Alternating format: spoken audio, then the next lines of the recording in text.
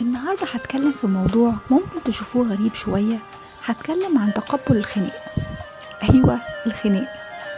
لازم نتقبل إننا كبني آدمين أيا كانت علاقتنا، أسرية، صحاب، حب، زواج، أكيد هنتخانق، وأكيد هتحصل بينا اختلافات قوية هنتصادم فيها ونتخانق عليها. مش صح إننا كل مرة بقى نختلف أو نتخانق نتضايق من بعض ونتأفف ونقلب على اللي قدامنا ونقول يو على اليوم اللي شفناه فيه. لأننا مادام فهمنا إننا بنتخانق مش علشان بنهاجم بعض بشكل شخصي يعني، لكننا بنتخانق علشان اختلافات طبع وتفكير، عمرنا ما هنزعل أبدا من بعض. لأن الحب والخناق مش المفروض أبدا يكون في بينهم علاقة عكسية.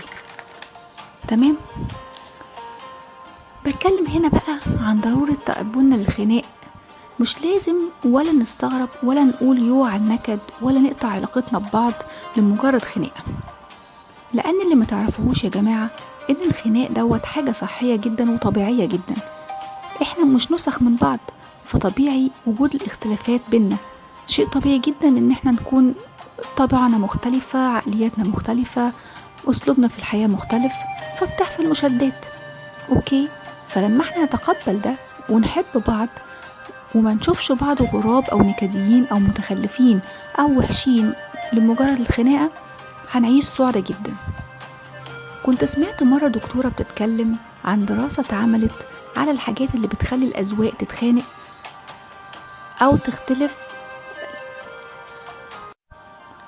لقوها متقسمة ل3 حاجات. أول حاجة مجموعة الحاجات والمواضيع اللي هيتفقوا إن إحنا ممكن لو غيرنا فيها شوية هنستريح، فبالتالي اسمها تأقلم.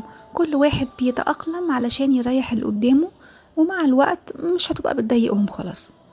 تاني نوع الخلافات اللي هيتم تقبلها. يعني ايه؟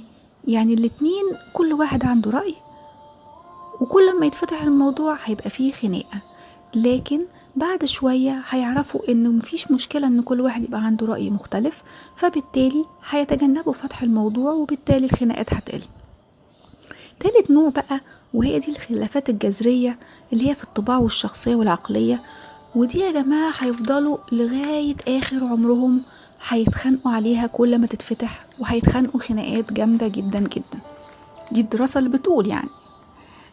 وده بيورينا ان الاختلاف والمشادات شيء عادي جدا يحصل، وبالتالي مطلوب منا تقبله علشان الحياة تستمر. لأنك بتاخد البني آدم اللي قدامك على بعضه، لازم زي ما بتشوف الاختلاف تشوف كمان الحاجات الحلوة اللي فيه. عشان كده يا جماعة خلينا نتقبل ان احنا ممكن نتخانق ونقطع بعض ونضرب بعض، لكن احنا في الاخر بنحب بعض.